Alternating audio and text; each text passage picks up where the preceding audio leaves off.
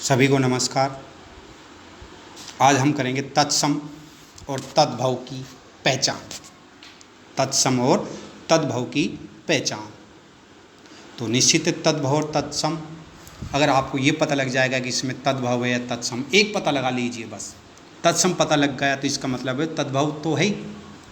आपको पता है कि इसमें तत्सम है और जो नहीं है तो वो तद्भव है ही।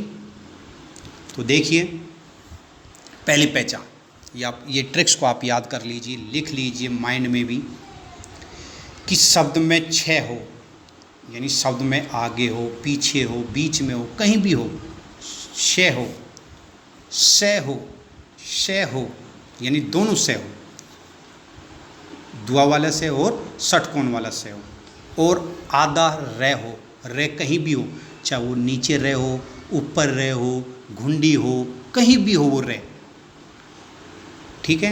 यानी छे हो, शे हो, से हो, और आधा रे हो कहीं पर भी, ठीक है।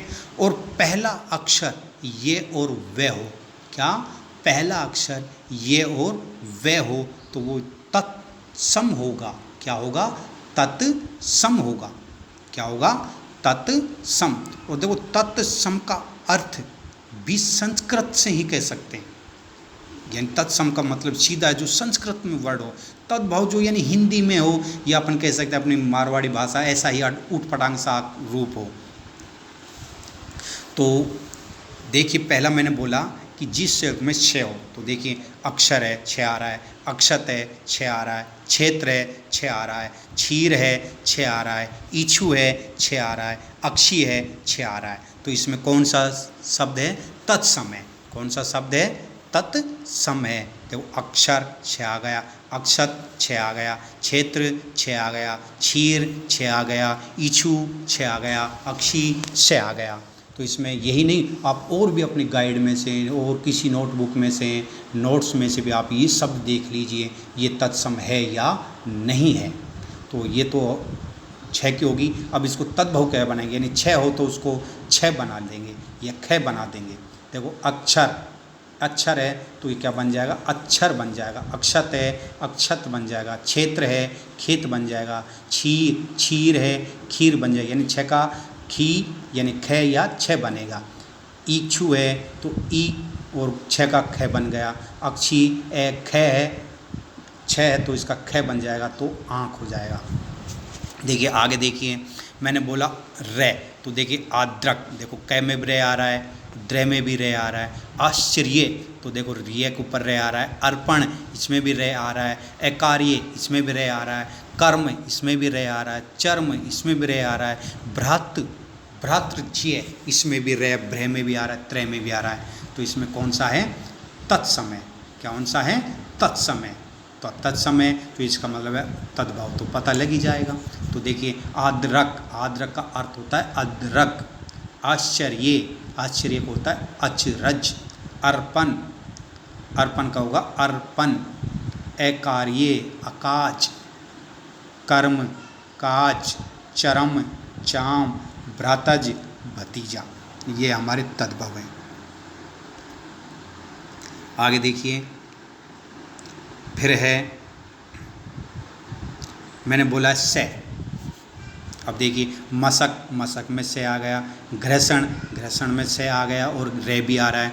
वृश्चिक, तो इसमें भी से आ रहा है। षोडश, इसमें भी से आ रहा है। श्वास, इसमें भी से आ रहा है। तो इसका मतलब इसमें क्या है? तत्समय। कौन सा है? तत्समय। तो देखिए, मशक का होगा मच्छर, और ये से दुआ वाला से आ जाए तो सलेट वाला से बन जाएगा। घर्षण, घिसना। वृश्चिक, बिच्छू। षोडश, 16 है। श्वास, श्वास। आगे देखिए, श्रेय, क्या आ जाए? श्रेय आ जाए। जैसे श्रृंग, श्रृंग का क्या हो जाएगा? सींग। फिर मैंने बोला जिसमें शब्द के पहले में ये और वे हो, पहले शब्द, केवल पहले, बीच में नहीं, पहले में। जैसे वेश, वे आ गया। वधु, वे आ गया। वक, वे आ गया। फिर आगे ये, यव आ गया। यम आ गया। यस आ गया। युक्ति आ गया। तो आप देखिए, श्रृंग का सींग हो गया। वेश का भेष हो जाएगा। वे को किस में बदलना है? भय में या बै में बदलना है। किस में बदलना है वे को? बै या भय में बदल दो, वधु बधु बहू हो जाएगा, वक बगुल हो जाएगा, य का ये आ जाता है उसको जय में बदल देंगे। किस में बदल देंगे? जय में। यव जो, यम जम, यस जस, युक्ति जुगति। तो ये हो गए हमारे। तो ध्यान देना, तत्सम की पहचान जिस शब्द में छ हो, श हो, श हो और आधा र हो या पहला अक्षर ये हो वह हो तो ये लगभग 100% तत्सम होता है। क्या होता है? तत्सम। तो इससे भी हम पता लगा सकते हैं कि ये तत्सम है या तद्भव है। अब आप अपनी बुक में या फिर नोट्स में भी ये देखिए कि जो ये मैंने ट्रिक्स बताई, ये जो मैंने शब्द बताए, ये शब्द आपके उस तत्सम में मिल रहे हैं या नहीं मिल रहे हैं। क्या ऐसा कोई है शब्द जिसमें ये मिल रहे हो फिर वो तत्सम नहीं हो? तो आप ज़रूर बताएं, और ऐसा हो नहीं हो तो आप कमेंट बॉक्स में ज़रूर करें। तो ये हो गए हमारे तत्सम। अब हम करेंगे पदबद्ध। क्या करेंगे? पदबद्ध। तो आपको बता दें, पदबद्ध यानी जो पद होता है, जो पद होता है उस पदों से योग से मिलकर बनता है। किससे मिलकर बनता है? योग से। और आपको बता दें कि पदबद्ध के वैसे मुख्य भेद 5 ही बताए गए हैं। कितने बताए गए हैं? 5। वैसे 8 भी हैं लेकिन मुख्य 5 ही हैं पदबद्ध के। जैसा मैं आपको 8 बता रहा हूँ लेकिन मुख्य भेद 5 ही होते हैं। जैसे संज्ञा पदबद्ध, सर्वनाम पदबद्ध, क्रिया पदबद्ध, विशेषण पदबद्ध, क्रिया विशेषण पदबद्ध, संबंध बोधक पदबद्ध, समुच्चय बोधक पदबद्ध और विस्मय आदि बोधक पदबद्ध। तो ये 8 हो गए। कितने प्रकार के हो गए? 8। संज्ञा, सर्वनाम, क्रिया विशेषण, क्रिया विशेषण, संबंध बोधक, समुच्चय बोधक और विस्मय आदि बोधक पदबद्ध। लेकिन हम मुख्य 5 ही करेंगे। जैसा पहला है संज्ञा पदबद्ध। क्या हो जाएगा? संज्ञा। देखो सबसे पता लग रहा है संज्ञा। जब कोई पद समूह वाक्य में संज्ञा का काम करता हो, किसका काम करता हो? संज्ञा का काम करता हो, वो संज्ञा पदबद्ध होगा। तो ध्यान देना, आपको देखना कहाँ है, कहाँ देखेंगे, क्योंकि आपको अंडरलाइन मिलेगी। जैसे पहला देखिए संज्ञा पदबद्ध, पास की दुकान में रहने वाला लड़का मेरा भाई है। ये पूरा एक वाक्य है, लेकिन पदबद्ध कहाँ से? यानी पास की दुकान में रहने वाला लड़का, ये पूरा अंडरलाइन है। क्या है? ये पूरा अंडरलाइन है। कौन सा अंडरलाइन है?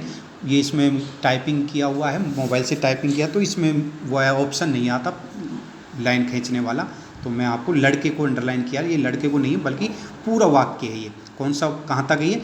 पास की दुकान में रहने वाला लड़का, ये पूरा अंडरलाइन है। तो अब आपको कहाँ से पता लगेगा कि ये कहाँ है? तो आप शब्द का अंतिम में चले जाएंगे। अंतिम क्या है? लड़का है। क्या है अंतिम?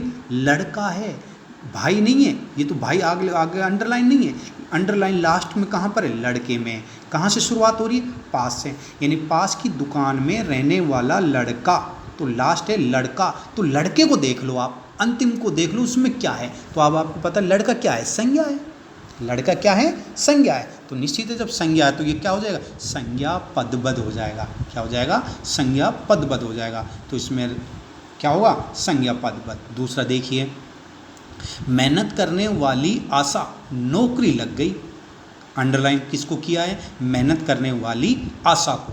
पूरा वाक्य मेहनत करने वाली आशा। तो आप देखिए मेहनत करने वाली आशा, तो अंतिम क्या है? आशा। अब देखिए आशा क्या है? आशा आपको पता ही है संज्ञा है।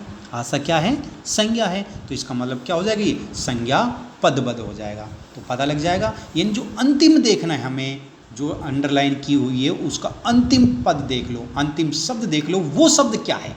क्रिया है, विशेषण है, संज्ञा है, सर्वनाम है, या क्या है? उसको देख लिए। तो लड़का आपको पता है संज्ञा है, आशा संज्ञा है, तो ये क्या हो जाएगा? संज्ञा पदबद्ध हो जाएगा। प्रश्न दूसरा देखिए, सर्वनाम पदबद्ध। क्या? सर्वनाम पदबद्ध। आप जानते हैं सर्वनाम पदबद्ध, जो कोई पद समूह वाक्य में सर्वनाम का काम करता हो। किसका काम करता हो? सर्वनाम का काम करता हो, सर्वनाम पदबद्ध होगा। सर्वनाम आप जानते हैं जो संज्ञा के स्थान पर काम आए। देखिए अब अगले उदाहरण देखिए, समय का मारा मैं कहाँ आ गया। समय का मारा मैं कहाँ आ गया। तो अंडरलाइन किसको किया हुआ है? समय का मारा मैं, इसको पूरा किया हुआ है। समय का मारा मैं। तो आप देखिए मैं है लास्ट शब्द, लास्ट क्या है? मैं। तो मैं आपको पता ही सर्वनाम है। क्या है? मैं। सर्वनाम में तो क्या हो जाएगा? सर्वनाम पदबद्ध हो जाएगा।